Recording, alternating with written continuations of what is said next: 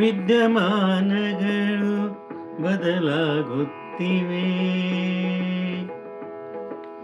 ಎಚ್ಚರಿಕೆಯ ಕೊಡುತ್ತಿವೆ. ವಿದ್ಯಮಾನಗಳು ಬದಲಾಗುತ್ತಿವೆ,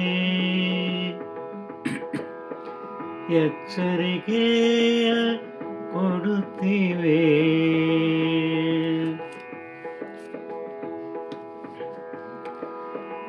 ನಾವು ಗಟ್ಟಿಯಾಗಿ ಎದುರಿಸುವ ಸಂಗತಿಗಳಿವೆ,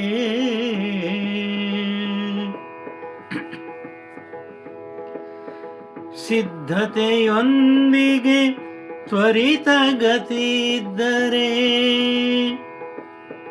ದಡ ಸೇರುವೆವು, ದಡ ಸೇರುವೆ.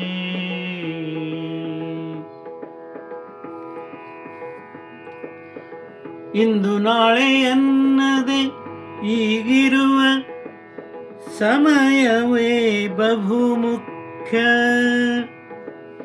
ಎಂಬುದ ಅರಿತು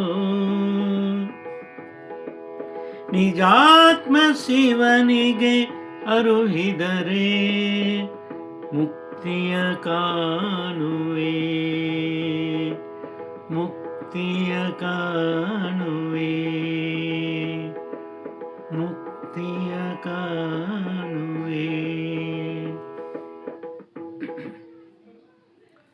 ವಿದ್ಯಮಾನಗಳು ಬಹಳಷ್ಟು ಬದಲಾವಣೆಗಳನ್ನು ನಾವು ಜಗತ್ತಿನಾದ್ಯಂತ ಕಾಣ್ತಾ ಇರ್ತೇವೆ, ದಿನಾಲೂ ನೋಡ್ತಾ ಇರ್ತೇವೆ ದೂರದರ್ಶನದಲ್ಲಿ. ಅದರಲ್ಲಿ ಹಲವಾರು ವಿಧ್ವಂಸಕ ಕೃತ್ಯಗಳನ್ನು ಉಗ್ರರು ನಡೆಸ್ತಾ ಇರೋದನ್ನು ನೋಡ್ತಾ ಇದ್ದೇವೆ. ಅವೆಲ್ಲ ನಮಗೆ ಎಚ್ಚರಿಕೆಯನ್ನು ಕೊಡ್ತಾ ಇದ್ದಾವೆ. ನಾವು ಚೆನ್ನಾಗಿ ಬದುಕಬೇಕಂದ್ರೆ ಅವನು ಗಟ್ಟಿಯಾಗಿ ಎದುರಿಸುವಂಥ ಒಂದು ಶಕ್ತಿ ನಮ್ಮಲ್ಲಿ ಇರಬೇಕು. ಆ ಸಿದ್ಧತೆ ನಮ್ಮೊಳಗಿದ್ದರೆ, ಅದು ತ್ವರಿತಗತಿಯೊಳಗಿದ್ದರೆ ನಾವು ದಳ ಸೇರ್ಬೋದು, ಚೆನ್ನಾಗಿ ಜೀವಿಸ್ಬೋದು.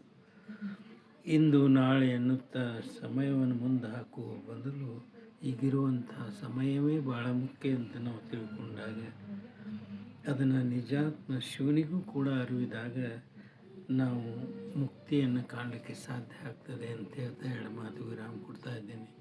ಇದೊಂದು ಸ್ವರಚಿತ ವಚನ, ಹಾಡಿದವರು ರವೀಂದ್ರ ಜಕಾತಿ.